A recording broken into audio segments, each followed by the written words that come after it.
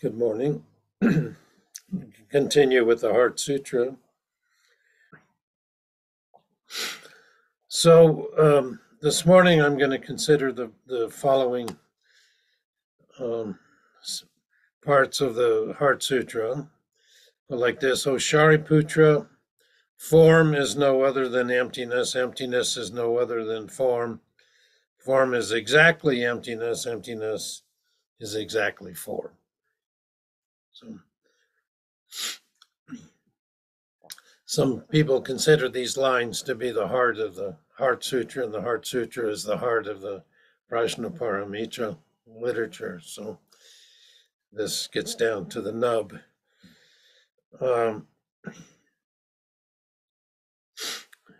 we could say it in other ways too, that the absolute is a relative, and the relative is no other than the absolute, or unity is no other than diversity, and diversity is no other than unity. So we'll try to unpack some of this today. And it says, "Oh, Shariputra." So who's this Shariputra that this sutra is addressed to?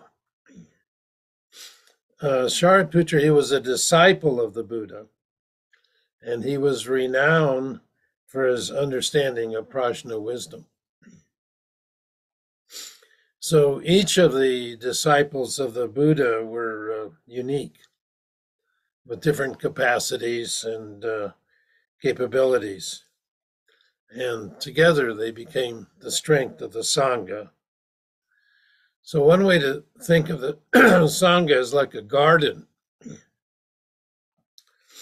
On the one hand, it's just one body, it's a garden. And it's one community, one life, practicing together. On the other hand, it's a myriad number of lives and beings in the garden, completely interdependent and completely unique. However, a garden that thrives, each part, helps the other. The tall trellises that snow peas grow on provide shade for the lettuce, which can't take the heat, and various other plants, like marigolds planted near delicate plants, maybe like peppers or tomatoes, can provide some kind of protection because they repel certain insects. So the mutual interdependence means that each one of us is totally affected by every other thing in the garden. So the one part is the whole, and the whole is the part. Like Indra's net, which is a metaphor for the interconnectedness of everything. It's just a net that covers the whole universe, and at each node is an individual or a being of some kind, or even an object. And every node reflects every other node in this infinite net. So it's called codependent origination in Buddhist philosophy, but Thich Nhat Hanh used the word interbeing, which expresses it. So last time we talked about how Avalokiteshvara Bodhisattva saw emptiness of the five conditions. And the first condition is form. So this part of the Heart Sutra says that form is nothing but emptiness. It's exactly emptiness. They're identical. So if you understand emptiness, you should understand form.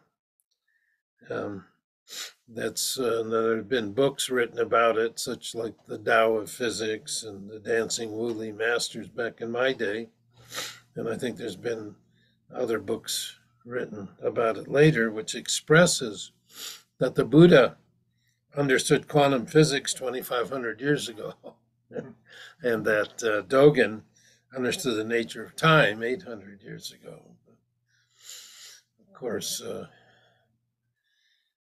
whether that has any impact on physicists or not, I'm sure it doesn't. But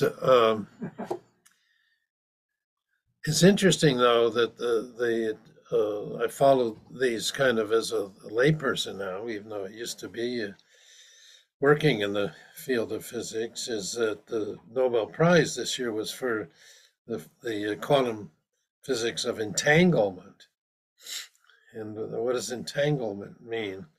It means that everything is so tightly related to everything else that something can happen a long distance away has the effect here. So, and when I was a physics student, there was this thought experiment that Einstein came up with some colleagues called the Einstein-Rosen-Podolsky paradox. And I won't go into the details of how it works, but what they showed was that according to quantum physics, that a nuclear particle could decay, and then into components, and the two components could go in opposite directions. And even when they're light years apart, if you do something with the one over here, it instantaneously affects the one over here. And Einstein and his collaborator says this is nonsense, which means quantum mechanics is deficient. Well, in the intervening years, which have been close to 100, physicists have proven otherwise, that when something does happen over here, it affects something over here, even though the information might travel faster than the speed of light. But that's one way to think about it. The other way is that this is one body, and they're constantly in contact with each other. But I leave it up to the philosophers to make sense out of it. But from a Buddhist perspective, it's just that we are all interconnected. And that's when my good friend and mentor Bernie Glassman was asked about what Zen is. He said that Zen is to understand the oneness and interconnectedness of life. That's what Zen is. So it's one, and everything, and everything that composes that one is interconnected. So when you talk about it, it sounds paradoxical. So if it's one, how can there be components? But that's why it says form is emptiness and emptiness is form. So they're not separate. So, but form is emptiness and emptiness is form are not, those two expressions aren't the same. Like in simple algebra, if you say A equals B, it automatically implies that B equals A is the same statement. But when some of you have encountered these as koans in our system, form is emptiness, emptiness is form. Those are two koans, and it's important to penetrate it and reveal it. So I'm reminded of when Dogen was a student in China. He traveled from Japan to China in the 12th century, and met his teacher Tendon Yojo, who exhorted the monks to drop off body and mind. And I've mentioned this many times, but he was actually yelling at a monk next to Dogen, who was nodding off, and Dogen took it to heart and did it. And he went to see Tendon Yojo and bowed to him and said, I've dropped off body and mind. And Excuse me. Tenda and Yojo said, if you dropped off body and mind, who's this bowing before me? And Dogen said, the dropped off body and mind. Okay. So, one way to, if this resonates with you, form is emptiness, that's drop off body and mind, and emptiness is form, that's the dropped off body and mind. Okay. But when we first learn to meditate, we need to focus on how to work with our body, our mind, and our breath. We have to learn how to focus the mind and quiet the activity that disrupts our attention. At some point, usually years later, we might taste our first experience of non-duality. It's a shift in our usual way of perceiving things. We glimpse the absolute reality that is the basis of all form, including oneself.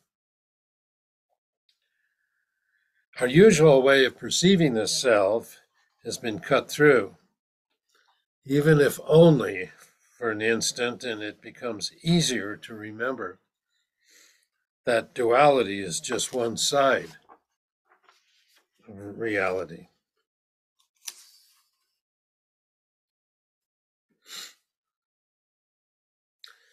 The shift is a turning point in our practice.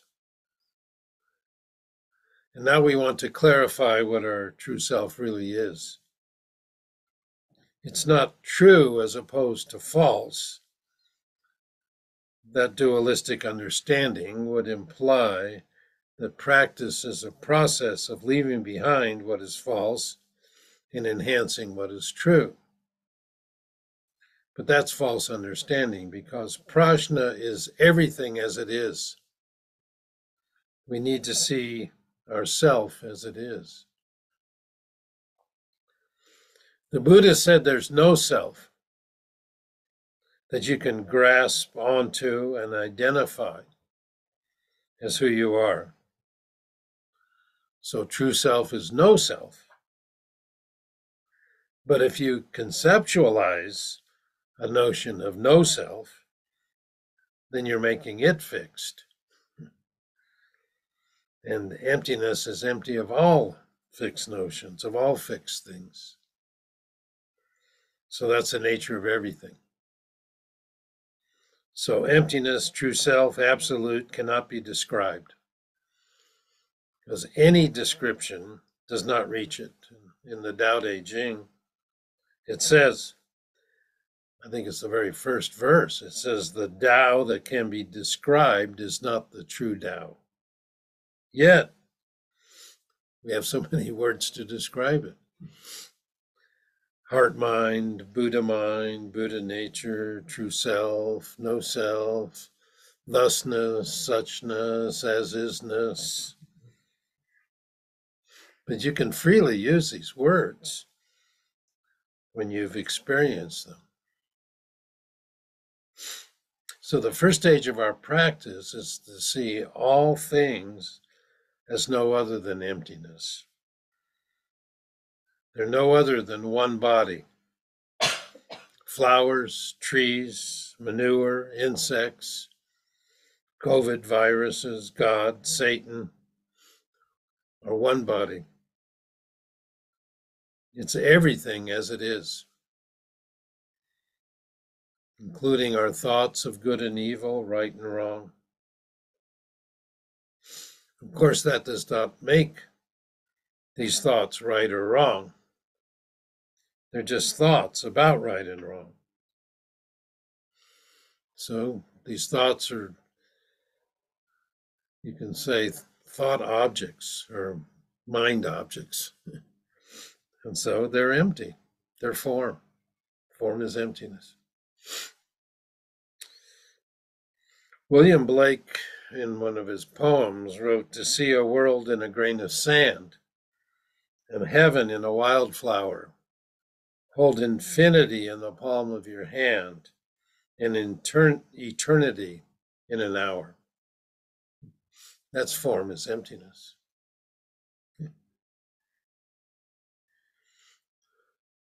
Sometimes when you're sitting and your knees are hurting and your back is hurting and your shoulders are hurting,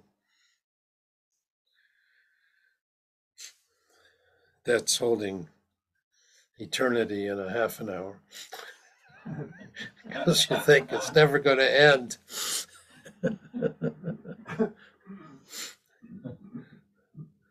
But isn't time is really subjective, isn't it? It's because our true nature is emptiness, it can manifest in all things according to circumstances and conditions. The possibilities are infinite.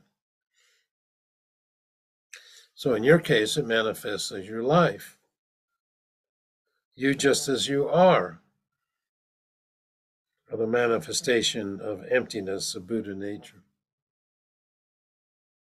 It's not necessary to try to be your true self. You can't be anything else. However, who you are changes moment by moment. There's a tendency to try to restrict who we are in order to feel safe, secure, and in control. Then we suffer because that's not the nature of the self, of true self. You're trying to limit this boundless life. You're trying to stuff this limitless life into a 130-pound bag of flesh or a 180-pound bag of flesh, whatever it is. The honorable part of our practice is to remain attentive and to let go each time we get stuck. The gap is the difference between our insight and how we live our life. We need to keep bringing our understanding alive by functioning from the place of form as exactly emptiness. So as our practice continues, we need to see emptiness as form. We need to see and appreciate the difference between things. That's how compassion arises. We're no longer dwelling in the absolute state of emptiness. When we see form as emptiness, then delusion is enlightenment. And then samsara is nirvana. When we see emptiness as form, then enlightenment is delusion, and nirvana is samsara.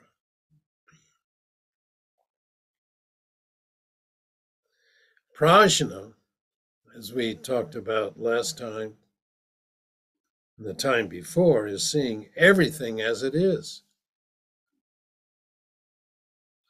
It doesn't imply any way of acting, but how we function from that realization of emptiness is very active. Compassion is the natural activity of prajna. It's like lighting a candle.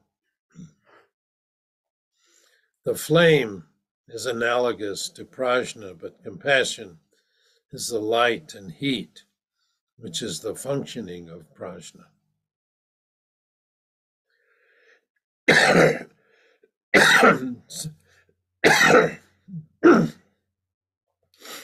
Some students get stuck in that state of oneness. And that state of form is emptiness. And there's many koans about it, about teachers admonishing students who get stuck there. But I kind of like the expression, a board carrying fellow or person. And some of you know about it. It's like somebody has a big board, maybe a 1 by 6 or 1 by 8 over their shoulder, carrying it with their arm like this and walking down the main street of a town. And of course, the board on this side is kind of like a blinder that they put on horses, when they're racing and looking and say, "This is a strange town. It only has people and buildings on one side, but on the other side, there's nothing. Never seen a town like this before." So, that's a board carrying fellow, only just sees half of it, only sees the emptiness. Form is emptiness. Doesn't see emptiness as form. So the point of all these koans, is to see both sides so clearly that they disappear, and they're not two realities. Yet it's important to understand both views so intimately that you can easily move from one view to the other without getting stuck in either one. So that's Kyuho's head and tail is a famous koan, where the head is the wisdom or the absolute, and the tail is the compassion or the form. You've all heard the expression, if somebody has the head of a dragon and the tail of a snake, then they can see clearly, but the tail is so weak they don't do anything about it. So, but if they have the head of a snake and the tail of a dragon, they don't see clearly, but they want to act, and so that tail lashes around. Might cause more harm than good, and so they say the head and the tail need to be evenly matched, like the head of a dragon, and the head and the tail of the dragon is somebody who sees clearly and knows how to function properly. But somebody with the head of the snake and the tail of the snake, they're not a problem because they don't see anything and they don't do anything,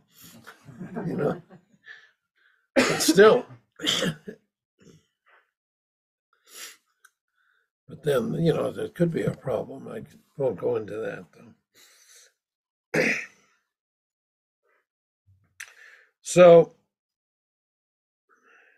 So these two views aren't different. They're the same world. In our training, it's convenient to look at the two sides like we look at different facets of a jewel to appreciate all of its brilliance.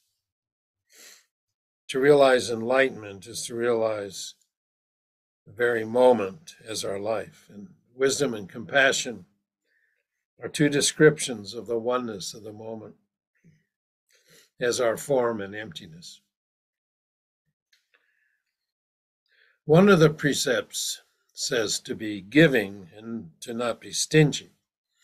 And to maintain this precept, we have to maintain the one body, the oneness of all things, which is a compassion, which is a functioning of wisdom.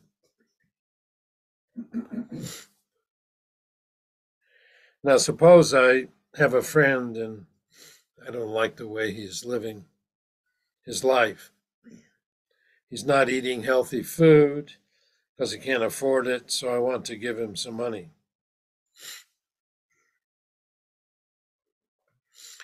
So, am I fulfilling the precept to be giving and not be stingy? Well, if my giving is free of any notion of what I'm giving him, it's an expression of the oneness of life.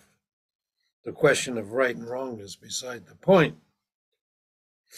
But if I'm judging him, then I'm adding something extra.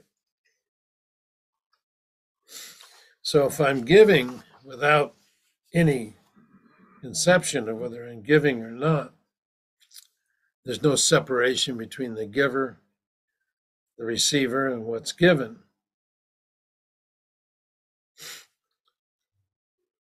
But if I give him money because I don't like the way he's living, so I want to help him out, there's some separation there.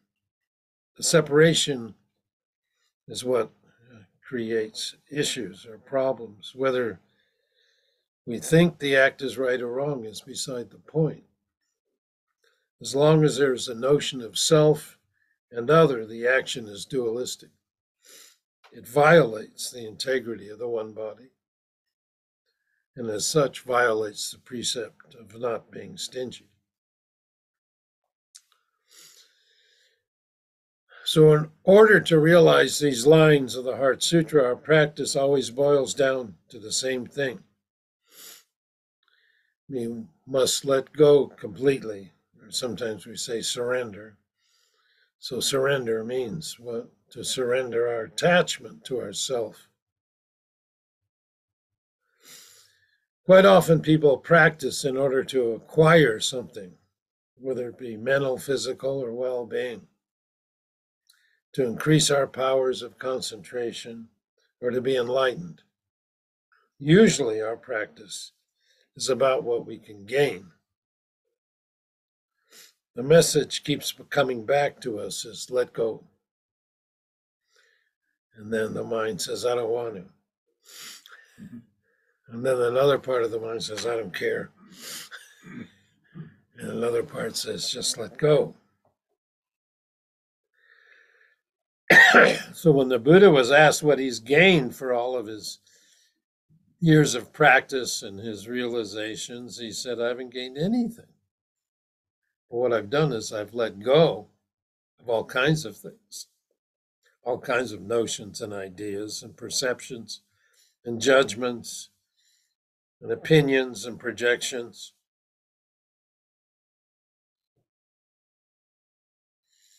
And then what's left? See, then we're unencumbered. We don't have to carry anything around that's unnecessary. So I mentioned Einstein earlier. I was just thinking about carrying stuff around that's unnecessary. I remember a story about him when he was asked what his phone number was by somebody. And he went to the phone book and looked it up.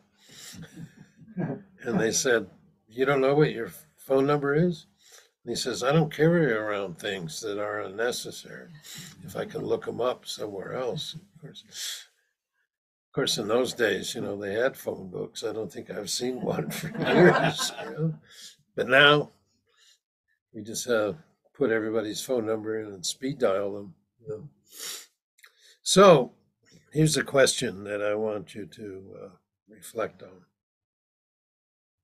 What is it in your practice and in your life that keeps you from letting go? What is it that you're holding on to? What is it so precious that you're willing to hold on to it at the risk of your own happiness, your peace of mind? And as we say, may all beings be happy, healthy, at ease. What is it?